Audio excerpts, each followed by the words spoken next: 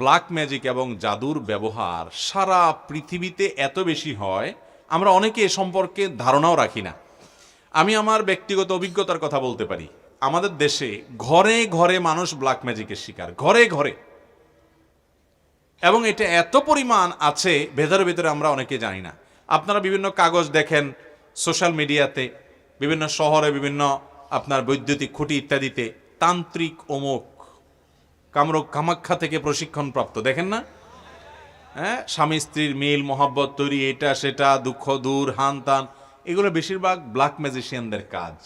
এবং black magic এটা মানুষকে ধ্বংস করার জন্য ব্যবহার করা হয়, মৃত্যুর মুখে ঠেলে দেওয়ার জন্য ব্যবহার করা হয়। এটার বাস্তবতা আছে, এটার বাস্তবতা আছে। এবং এত বেশি এই বিষয়টা দৃশ্যমান, মানে দেখতে তো মনে হয় না যে এটা দেখার কোনো উপায় আছে, কিন্তু এটা আপনি যদি কোনো ব্ল্যাক ম্যাজিকের রোগীর কাছে যান এবং তার ট্রিটমেন্ট দেখেন, বিশেষ করে কোরআনের উপরে ঈমান আনার জন্য, আর কিচ্ছুর দরকার নাই। একজন ব্ল্যাক ম্যাজিকের রোগী, তাকে যদি কোরআন পড়ে ফু দেওয়ার পর ট্রিটমেন্ট হওয়ার দৃশ্য আপনি দেখেন, আপনার ঈমানের মিটার তরতর করে বাড়তে থাকবে। আমি আমার জীবনে বহু ঘটনা দেখেছি, একটি দুটি নয়। এবং আমার পরিচিত বন্ধু বান্ধব অনেককে নাম বললে আপনারাও চিনবেন, জাতীয় পর্যায়ে পরিচিত, নাম বললাম না, যারা জেনারেল শিক্ষিত ভাই, তাদের অনেকে আমাকে বলেছেন, ভাই মানে অলৌকিকতা তো অনেক রকমই হতে পারে, কিন্তু এরকম অলৌকিকতা দেখি নাই। এই কোরআনের মাধ্যমে আল্লাহ তাআলা ব্ল্যাক ম্যাজিক থেকে এইভাবে মানুষকে র্যাপিডলি, খুব দ্রুততার সাথে মানুষকে ট্রিটমেন্ট করান। অনেক রুগী আছে দেখবেন কোনো ট্রিটমেন্টে কাজ হয় না, কোনো ট্রিটমেন্টে কাজ হয় না। এগুলো বেশিরভাগ ব্ল্যাক ম্যাজিকের রোগী হয়। আমি আমার মসজিদের মহল্লার এলাকাতে এক ভদ্র মহিলা, বয়স অনেক কম, একটা বা দুইটা বাচ্চা হয়েছে, তিনি বিছানায় শয্যাশায়ী হয়ে গেছেন। 1 বছর আগের ঘটনা, নারায়ণগঞ্জ ভূমিপল্লী এলাকা। তো সেখানে আমাকে এক ভদ্রলোক নিয়ে গেছেন, যাওয়ার পর আমি ডিটেল শুনলাম। শোনার পরে আমার কাছে মনে হলো যেটা ব্ল্যাক ম্যাজিকের রোগী। ইন্ডিয়াতে নিয়ে গেছেন, অনেক জায়গায় নিয়ে গেছেন, কোনো কিছু হয় নাই। পরবর্তীতে আমি ওনাকে পরামর্শ দিয়ে একজন রাকির সাথে যোগাযোগ করাই দিলাম। সেই রাকি, তাকে, রাকি মানে ঝাড়ফুঁক করে যারা কোরআন হাদিসের আলোকে, এটা যেহেতু আমার সাবজেক্ট নাই, সাবজেক্টের একজনকে আমি রেফার করে দিলাম। ওই আল্লাহর বান্দার ঝাড়ফুঁকের পর এই ভদ্র মহিলার বমি হয়েছে, এবং বমি থেকে দেখা গেছে ভেতর থেকে চুলে মোড়ানো একটা আপনার গোশতের টুকরো পাওয়া গেছে, রান্না করা গোশত, এটা চুল দিয়ে মোড়ানো। তা আমি আবার একজন ডক্টরকে দেখিয়েছি, যিনি চিকিৎসক পেশায়। বললাম, ভাই এটার ব্যাপারে আপনার কি, যে চুলে মোড়ানো? তিনি বললেন যে চুলে মোড়ানো এই জন্য যে চুল ডাইজেস্ট হয় না, হজম হয় না, এটা হজম হওয়ার কোনো উপায় নাই। এটাকে চুল দিয়ে এমনভাবে মোড়ানো হয়েছে যে এটা কোনো দিনই হজম হবে না, ভেতরে থাকবে এবং তাকে শেষ করে দিবে। এবং এটা বের হওয়ার পর থেকে ভদ্রমহিলা পরিপূর্ণ সুস্থ, এখনো বেঁচে আছেন, দিব্যি হাঁটা চলা করেন। এবং আমার মসজিদের পাশে 2-3 বিল্ডিংয়ের পাশেই তার বাড়ি, এখনো আছেন বেঁচে আল্লাহর বান্দি। এরকম শত সহস্র ঘটনা ঘটে। এই যে বিশ্বকাপ খেলা হয়ে গেল, আপনারা অনেকে কিন্তু আপনার পেপার পত্রিকা দেখেছেন কিনা আমি জানি না, আমি দেখেছি যে অনেক বড় বড় খেলোয়াড়রা প্রতিপক্ষ খেলোয়াড়দের ব্ল্যাক ম্যাজিক করে দুর্বল করার জন্য, আবার নিজেরা ভালো খেলার জন্য ব্ল্যাক ম্যাজিক করে। উত্তরবঙ্গে একটা খেলা আছে, পাতা খেলা, পেপার পত্রিকা প্রায় লেখালেখি হয়, গুগলে সার্চ দিলে পাতা খেলা দিলে দেখবেন চলে আসছে। আমি এটার উপরে বেশ পড়াশোনা করার চেষ্টা করেছি। এটাতেও ওই তন্ত্র মন্ত্র পাঠ করা হয়, ব্ল্যাক ম্যাজিকের আশ্রয় নেওয়া হয়, এবং একজন ম্যাজিশিয়ান আরেকজনকে টেনে নিয়ে আসে, দুর্বল করে দেয়। তো এগুলো শুধু বাংলাদেশে না, সারা পৃথিবীতে। এটার খোলাসা কথা হলো শয়তানের আশ্রয় নেওয়া। আমরা অনেককে হিরো মনে করি, এরা মূলত শয়তানের পূজারী। এরা দিন শেষে শয়তানের পূজারী। শয়তানের পূজারীরা শয়তানের পূজা করে র্যাপিডলি অনেক কিছু পায়। আল্লাহ রাব্বুল আলামিনের সুন্নাহ বা নিয়ম এটা না, আল্লাহ তাআলার পদ্ধতি এটা না।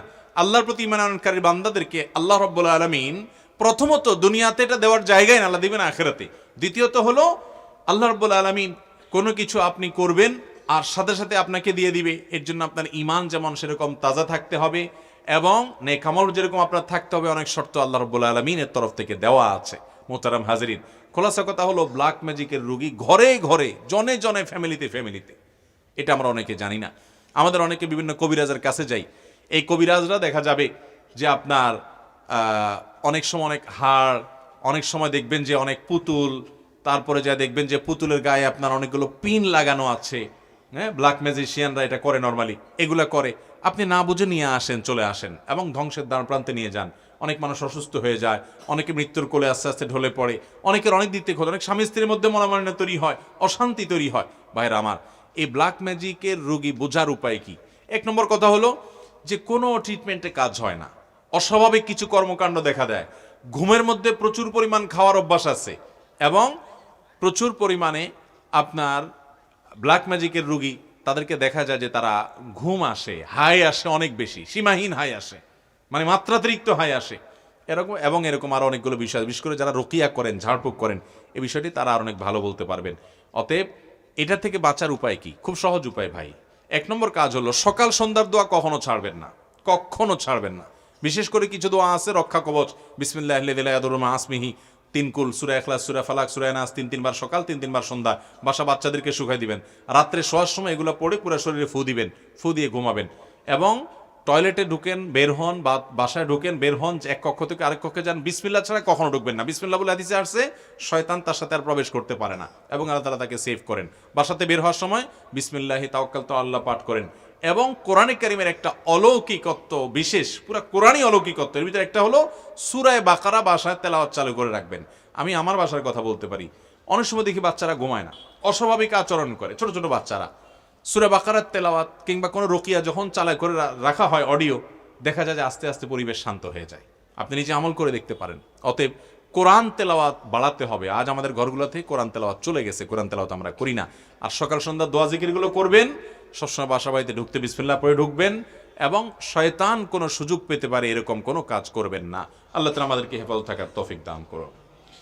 কোনো ব্যক্তি যদি কবিরা গুনাহ করতে করতে মারা যায়, তওবা করার সময় ছিল, সে করেনি, আল্লাহ যদি তাকে জাহান্নামে দেয়, সে কি কোনোদিন জাহান্নাম থেকে বের হতে পারবে?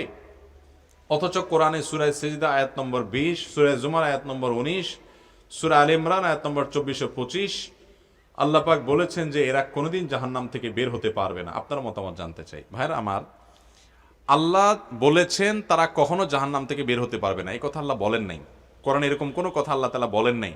আল্লাহর কথা হিসাবে কোনো কথা যখন কোট করব আমরা, তখন খুব সাবধানতার সাথে কোট করতে হবে। কারণ আল্লাহর নামে যদি কেউ মিথ্যা কথা বলে, নবী করিম সাল্লাল্লাহু আলাইহি ওয়াসাল্লাম বলেছেন, মান কাযাবা আলাইয়া মুতাআম্মিদান ফালিয়াতাবাওয়া মাকআদাহু মিনান নার। আমার নামে কেউ মিথ্যা বললে তার ঠিকানা সে যেন জাহান্নামে নিশ্চিত জেনে রাখে, সে জাহান্নামের রিজার্ভেশন করে ফেললো টিকেটের। আল্লাহর নবীর নামে মিথ্যা বললে যদি এরকম ভয়াবহ হয়, আল্লাহর নাম মিথ্যা কত বড় ভয়াবহ হবে। এবার আসি মূল জায়গায়। যে আয়াতগুলো কোট করেছেন প্রশ্নকর্তা, সেগুলোতে বলা আছে খালিদিনা ফিহা বা এই জাতীয়, অর্থাৎ যেটার অর্থ হলো জাহান্নামে যাওয়ার কথা বলে আল্লাহ বলেছেন সেখানে সে চিরকাল থাকবে।